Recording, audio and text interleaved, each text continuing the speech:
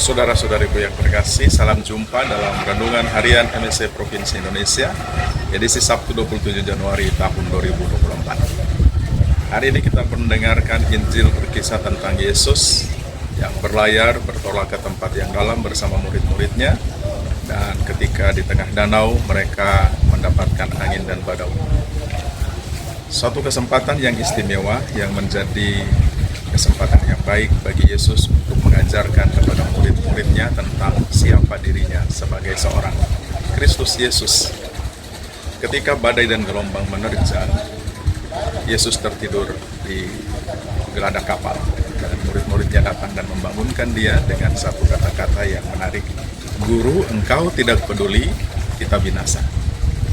Saudara-saudariku yang terkasih, ketika Yesus naik ke perahu dan meminta murid-murid ikut bertolak ke tempat yang lebih dalam, itu sebenarnya juga mau mengatakan bahwa ketika berjalan bersama Yesus, naik ke dalam perahu itu berarti berjalan bersama Yesus, mempunyai visi sama seperti Yesus, bekerja juga sama seperti Yesus, memiliki hati dan perasaan juga sama seperti Yesus.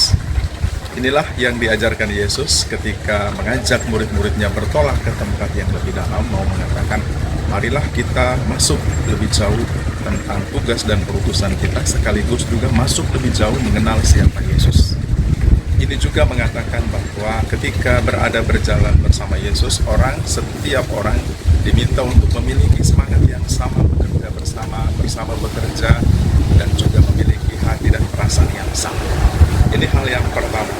Hal yang kedua, bertolak ke tempat yang dalam, berjalan mengikuti Yesus dalam satu perahu, juga mau mengatakan ketika dalam tugas perutusan dan pelayanan kita, sekalipun kita membayangkan bahwa sekalipun murid-murid berada bersama Yesus, itu tak jauh atau tak ubahnya mau mengatakan bahwa bersama Yesus pun kita mendapatkan tantangan dalam hidup kita, mengalami badai pelayanan kita atau tugas perutusan kita, di mana saja kita berada di dalam keluarga, masyarakat maupun lingkungan gereja. Tantangan, badai, gelombang pasti akan datang sekalipun ada Yesus. Tetapi itu juga mau mengatakan bahwa ketika peristiwa tantangan, badai, gelombang itu ada, Yesus juga ada bersama kita.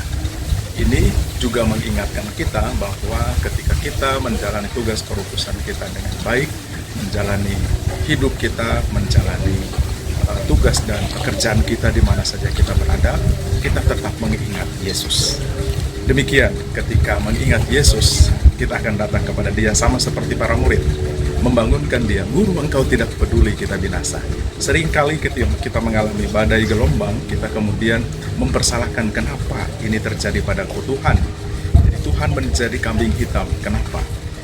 Guru, engkau tidak peduli. Itu kesalahan ditimpakan kepada Tuhan ketika kita mengalami pergulatan dan pergumulan. Tetapi yang penting poinnya di situ adalah kita datang kepada Yesus dalam pergumulan kita. Yesus hadir dan Dia menghardik angin dan angin dan badai pun reda. Di sini Yesus menegaskan atau meneguhkan identitasnya sebagai putra Allah, sebagai penguasa langit dan bumi. Dalam tradisi Israel, danau atau laut adalah pusat kematian. Maka ketika Yesus berada di pusat kematian itu, Dia berkuasa atas hidup dan mati. Ini juga menjadi pesan bagi kita ketika kita mengikuti Yesus, kita mengikuti kehidupan. Janganlah ragu, janganlah cemas, tetaplah berada berjalan bersama Yesus, bekerja bersama Yesus, visi bersama Yesus, hati dan pikiran bersama Yesus. Dan kita juga tetap mengingat bahwa bersama Dia pun kita mengalami tantangan dan gelombang, tapi tidak perlu takut.